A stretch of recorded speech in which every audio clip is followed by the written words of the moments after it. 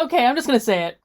Mike Pence is a straight up savage. You guys know, I have never been the biggest fan of Mike Pence in the world for a variety of reasons, but I'm gonna give him credit where credit is due. Last night, Mike Pence brought it like Mike Pence has never brought it before in his life. It was amazing. I really felt just a twinge of guilt for talking smack about him on my show with Joshua the other day, where I basically said he was boring, because Mike Pence is the most boring person in the history of boring. But last night, boring paid off. He whipped Kamala Harris's butt in this debate. Yes, I'm trying to keep it reasonably family friendly. I'm not trying to swear as much anymore. But dude, this debate was awesome. I'm gonna be honest, I wasn't really looking forward to watching this debate at all in any way, shape, or form. But I am so glad I did, because it was one of the most epic debate defeats ever, because Mike Pence was just like so calm and just laid the smackdown. Mike Pence did what Donald Trump should have dang done last week and talked about his accomplishments and talked about the actual things that he's doing. And he called Kamala out on so many flipping lies, and she just looked crazy. Her face was like all these different facial expressions she was making throughout the thing every time Mike Pence said anything. And one that I found particularly hilarious is like when Mike Pence is saying something that is provably true. And Kamala's sitting there going, it was so ridiculous. So ridiculous. So I just wanted to take a few minutes to talk about some of my favorite moments, and then talk about some of the reactions from the Never Trumpers and the media, whose heads just like went when Mike Pence earned his epic victory last night. Now, one of the first things, actually, before we do that, let's just do our quick housekeeping order of business, because guys, I have a goal, and I need your help to do it. So I'm trying to reach 100,000 subs on this channel by election day. I can totally do it, but I need your help. If you've watched a couple videos of mine now, and I know most of you probably have, but you're not yet subscribed, dude, there's a little red subscribe button right down below. You can also turn on notifications so you get notified anytime, well, in theory, that I post new content. I do post daily content around news and politics and culture and critical race theory and different things that I'm doing. I also have a lot of live chats on my channel, so you definitely want to be subscribed to make sure that you're following along and getting new content as I post it, if it's something you're interested in. Or maybe if you just like to hate watch me. I don't really know, but dude, subscribe button is right down there. I greatly appreciate it. All right, let's talk about some of my favorite moments from the debate. So here's what I want to point out specifically. So the first question in the debate was not even a question.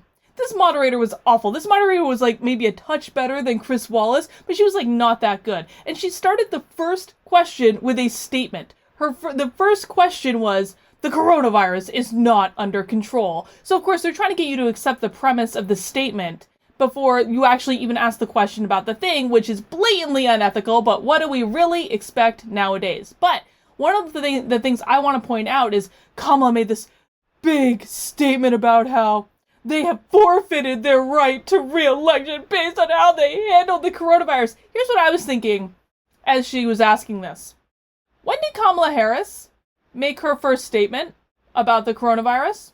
When did she make her first statement? Because here's what I know. I know that Donald Trump acted to ban travel from China at the end of January. I believe, don't quote me on the specific day, because I believe it was like January 27th is when Donald Trump closed travel from China. It was definitely at the end of January. He was on top of this while he was being impeached, while the impeachment trial was going on in the Senate. Do you know when Nancy Pelosi made her first statement about the coronavirus? She made it on February 24th, almost a month after Donald Trump banned travel from China. Do you know what Nancy Pelosi's statement was? It was that people should go down to Chinatown in San Francisco. That was Nancy Pelosi's first statement about coronavirus at the end of February. So I wondered last night, when did Kamala make her first statement? And Elle was nice enough to look it up for me. February 12th. February 12th was when Kamala Harris made her first statement about coronavirus. And so we can assess that Kamala, who has just said that the Trump administration acted egregiously and they have forfeited their right to re-election, we can say that emphatically the statement that she made about coronavirus was 2 weeks after 2 weeks after Donald Trump closed down travel from China. And P.S., we all know what Joe Biden's reaction was from Donald Trump closing down travel from China. It was to call Donald Trump a xenophobe. So P.S., Kamala, call you out on that one, man. That is not correct. You acted after Trump. And we can have discussions about what could have been done differently, but I truly believe to this day that no one could have handled the situation better in that position. It was an incredibly difficult situation, and to pretend otherwise, to pretend that you would have handled it perfectly when you didn't even acknowledge the threat at all until 2 weeks after Donald Trump, that's just disingenuous at best, man. Disingenuous at best. But really, we have to admit that one of the best moments of the entire debate was when Mike Pence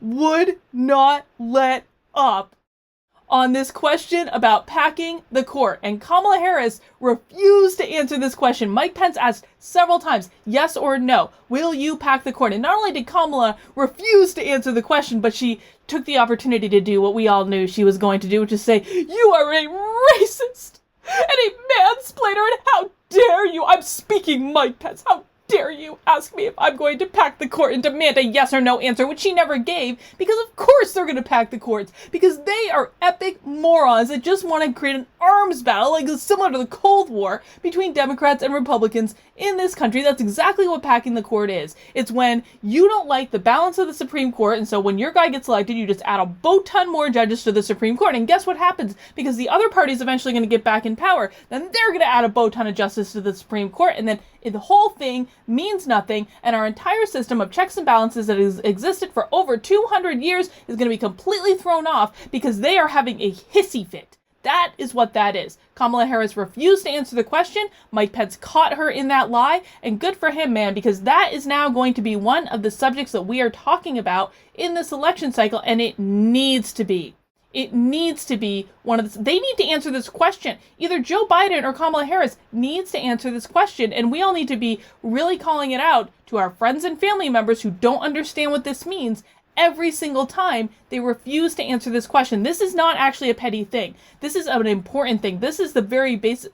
Dude, if we don't have the Supreme Court as a functioning body, we already don't have Congress as a functioning body. The freaking executive is barely hanging on. If the Supreme Court falls to this bickering political nonsense, that is actually going to be a big problem. And it will fall if we start this game of packing the court. It is a stupid, boneheaded idea. Donald Trump has said he's not going to pack the court. There should be a freaking constitutional amendment to set the amount of judges on the Supreme Court to 9 judges, just so we don't ever have to have this conversation again, because it's a horrible idea. It is a horrible idea if you're on the Democratic side. It is a horrible idea if you're on the Republican side. It is a horrible idea all around, and she should have damn well answered the question. Now, one of the other things that came up, of course, all night was Kamala making it seem like Mike Pence was getting all this extra time and she was just being mansplained to as a poor, feeble woman. And I'm sorry, dude, I believe that mansplaining is a real thing, and I take a boat ton of flack for you guys every time I say that. I absolutely believe mansplaining is a real thing. No, Mike Pence was not mansplaining last night, but here's the thing.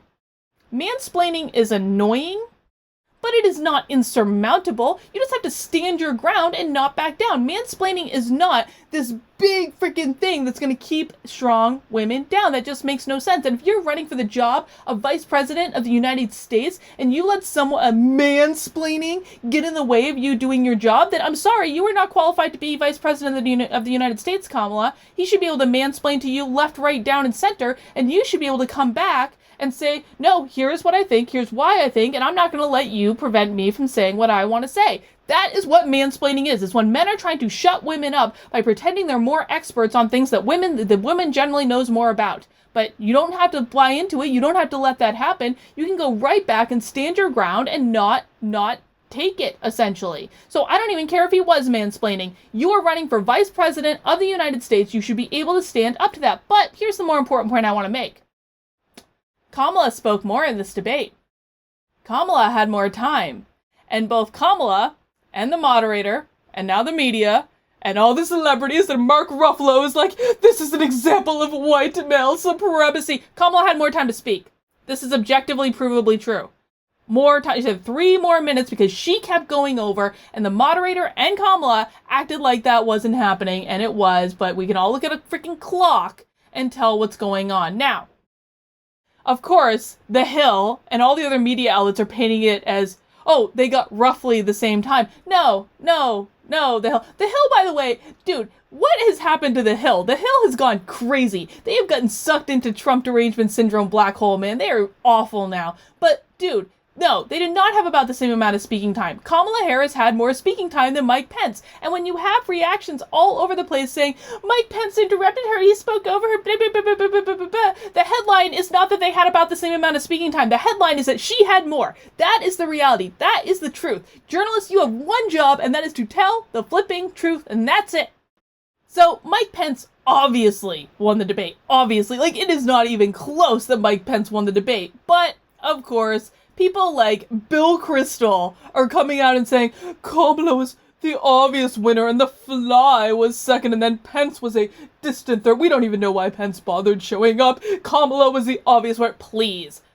Kamala got her butt handed to her, man. And I just wanted to take a quick look at one of these stupid articles and do a little bit of a reaction to it because this is nuts. This is one from The Guardian. Kamala Harris walked a tightrope, but still wiped the floor with Mike Pence. No, she didn't. Anyone who is intellectually honest and was watching this debate knows that Kamala Harris did not wipe the floor with Mike Pence. There was no real contest in the vice presidential debate between Kamala Harris and Mike Pence. Harris wiped the floor with him. Pence ignored, patronized, and talked over the woman in the room. Her strategy was cool competence. She was making faces for everything that he said. Dude, if you were playing it cool, you were not making a different face at every single moment. His was sexist entitlement. Do you think that they didn't write these articles before the debate ever happened? That intro paragraph was written before this debate ever happened. Dude, journalism is dead. These people are crazy. I'm not even going to read the rest. I just wanted to show you the insanity of the media today. You know she got beat bad when this is what they're saying. So we had our VP debate. Mike Pence obviously won. Just to kind of keep this video a little bit shorter because I know you guys are probably going to be watching a lot of debate videos and reactions today and all that stuff. But we did just find out this morning too that who knows if there's even going to be another presidential debate at this point? Who the flip knows? Because the Committee on Presidential Debates announced that the second debate is going to be virtual because none of them trust Trump to show up and not be contagious. And of course, they don't mention that if everyone's wearing masks, then this really shouldn't be a problem if masks actually work the way they're supposed to work. But that's neither here nor there. They've said the debate's going to be virtual. Didn't even talk to Trump before they made this announcement. Trump has now come out and said, no, I'm not participating in a virtual debate, and I'm on Team Trump on this one. Listen, Ben Shapiro today was like, Trump needs, actually, let me just I'll pull up exactly what Ben Shapiro said because I retweeted it. Hang on. There he is. So Ben Shapiro said he'll debate. The first debate was a disaster, and he's trailing in the polls. He needs a second debate more than Biden does. No, he doesn't. No, he doesn't, Ben. No, he absolutely does not need a second debate more than Biden does. What Trump needs to do is to go on Joe Rogan. That is exactly what he needs to do. I don't care if Biden's there or not. Invite Biden to be a part of it. If Biden doesn't want to come, then Trump should go on by himself. And that would do more to help his candidacy than any single debate possibly could. Trump, you need to go on Joe Rogan, man. Just go on, share your vision for the country, get Mike Pence to teach you how to talk about the things that you've already accomplished, because you've already accomplished a lot, man. But just go on Joe Rogan and call it a day, and you can wrap up this election, and we can all just sit back and relax for the next almost month. Alright guys, that's all I got for this one. I would love to know your thoughts on the debate, who you think won, all that good stuff. Please leave a comment below. Let me know if you agree with me, or if you think I'm absolutely full of it. That's all I got for right now. I'll see you soon.